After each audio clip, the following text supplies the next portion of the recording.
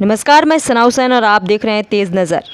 प्रधानमंत्री किसान सम्मान निधि के कार्य को रात दिन करके पूर्ण करने व किसानों के कल्याणकारी कार्यक्रमों को जमीनी स्तर पर कराने वाले प्राविधिक सहायकों ने अपनी 21 सूत्री मांग पत्र के क्रम में ज्वलंत समस्याओं के त्वरित निस्तारण की मांग को लेकर आज से कृषि भवन मुख्यालय पर क्रमिक अनशन प्रारंभ कर दिया गया है।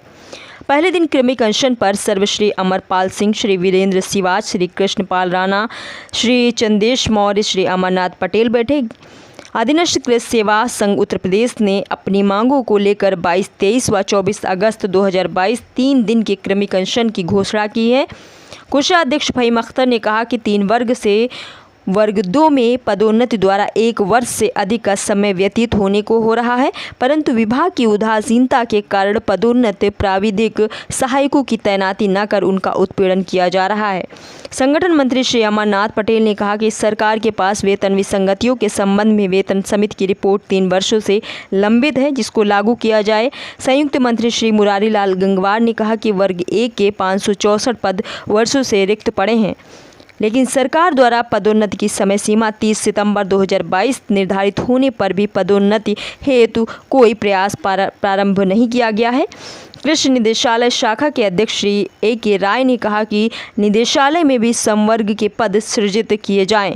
अनशन स्थल पर ये बात भी अनेकों वक्ताओं ने उठाई कि स्थानांतरण नीति केवल प्राविधिकों पर लागू की गई है, अधिकारी व कर्मचारी समवर्ग को रियायत दी गई है। उपाध्यक्ष विनोद चौधरी, कपिल विश्वकर्मा, चंदेश मौर्य, दीपक धनकर, वीरेंद्र सिवाच, गजेंद्र कुमार ने विचार व्यक्त किया। प्रांतीय महामंत्री ने कहा कि 22, 23 व 24 अगस्त 2022 3 दिन का क्रमिक अनशन जारी रहेगा। प्रांतीय अध्यक्ष श्री राधारमन मिश्रा ने कहा कि यदि दिनांक 24 अगस्त 2022 तक समाधान नहीं होता है तो संगठन कार्य बहिष्कार अथवा बड़े आंदोलन की घोषणा करेगा। अनशन के रूप में हमारे द्वारा यहाँ आयोजित किया गया है कृषि भवन लखनऊ पर। इसका मुख्य उद्देश्य संवर्ग की वेतन विसंगति जो वर्षों से लंबित है, जिसमें वेतन समिति की रिपोर्ट सरकार के पास विचाराधीन है, उस पर कोई निर्णय न लिया जाना। उसी के साथ साथ माननीय मुख्यमंत्री जी उत्तर प्रदेश और मुख्य सचिव उत्तर प्रदेश शासन द्वारा स्पष्ट निर्देशों के बावजूद संवर्ग में पदोन्नति न किया जाना। जिन लोगों की पदोन्नति लगभग 1 साल पहले हो चुकी है, उनकी तैनाती न किया जाना। इसी के साथ साथ विभाग में अवशेष बीज तमाम किसानों का जो हम अनुदान की सुविधाएं देते हैं विभिन्न योजनाओं में विभाग के माध्यम से, उनको अनुदान का जो लाभ है वो किसानों के खातों में न पहुंचना, जिसकी वजह से हमारे प्राविधिक सहायकों की छवि और विभाग की छवि क्षेत्र में किसानों के लिए धूमिल हो रही है। उसके अलावा जो बीज अवशेष रहता है उसकी कोई स्थायी नीति विभाग द्वारा न बनाया जाना, क्योंकि गत वर्ष 4 अक्टूबर 2021 को विभाग के मुखिया अपर मुख्य सचिव उत्तर प्रदेश शासन डॉक्टर देवेश चतुर्वेदी साहब की अध्यक्षता में बैठक आयोजित हुई थी, जिसमें संगठन के पदाधिकारी भी थे और कृषि निदेशक और अपर कृषि निदेशक प्रशासन तथा DG हेडक्वार्टर भी थे। उसमें हमारी 21 सूत्री मांग पत्र पर स्पष्ट निर्देश दिए गए थे कि इन पर कार्रवाई की जाए, लेकिन 1 साल बीतने के बावजूद भी किसी भी बिंदु पर कोई अपेक्षित कार्रवाई न किया जाना।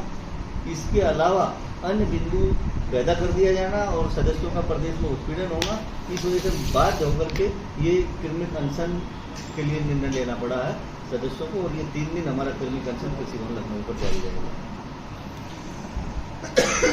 सर, जैसे कि धरना चल रहा है 22, 23 और 24 अगस्त को, क्या अगर इस धरने का निष्कर्ष नहीं निकला तो क्या इस धरने के बाद अगला कदम आप लोगों का क्या होगा? जी, मैं राधारमन मिश्रा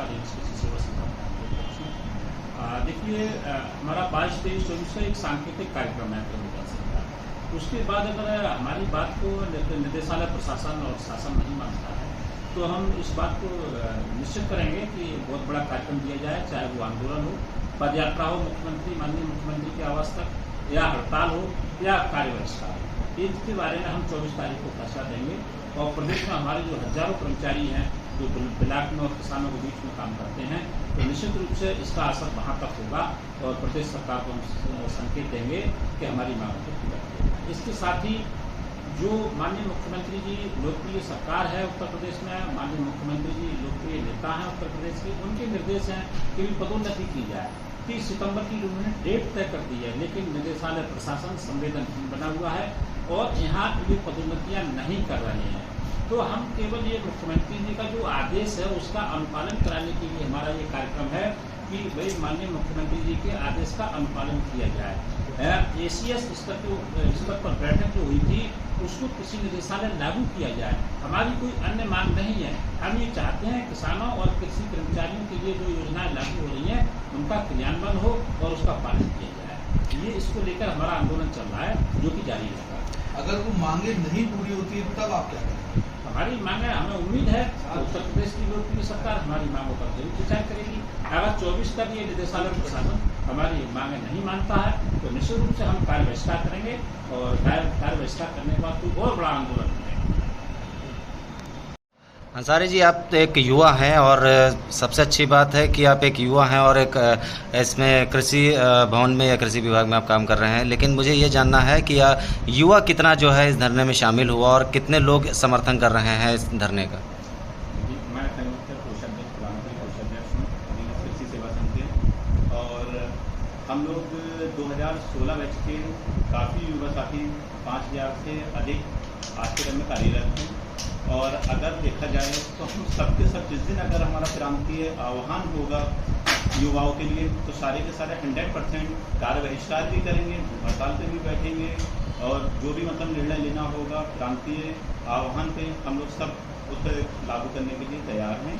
लेकिन अभी हमारे प्रांतीय टीम ने जो निर्णय लिया था वो युवाओं के लिए 100% ना बुला के सिर्फ पदाधिकारी और कुछ सदस्यों को ही जनपदों से बुलाया था ताकि उत्तर प्रदेश सरकार का या भारत सरकार का जो कार्य चल रहा है वो प्रभावित ना हो। हमारी मांगों के साथ साथ में राज्य के कार्य भी पूर्ण होते रहें। इसके साथ साथ में अभी कुछ 10 महीने पहले हम लोगों के कुछ साथियों की 1000 लोगों की पदोन्नति हुई थी, जिसमें से 885 लोग पदोन्नति में शामिल थे, लेकिन अभी तक उनको तैनाती नहीं दी गई है। उन्हीं में से कुछ विशेष लोग 10 लोगों को तैनाती दे दी गई है।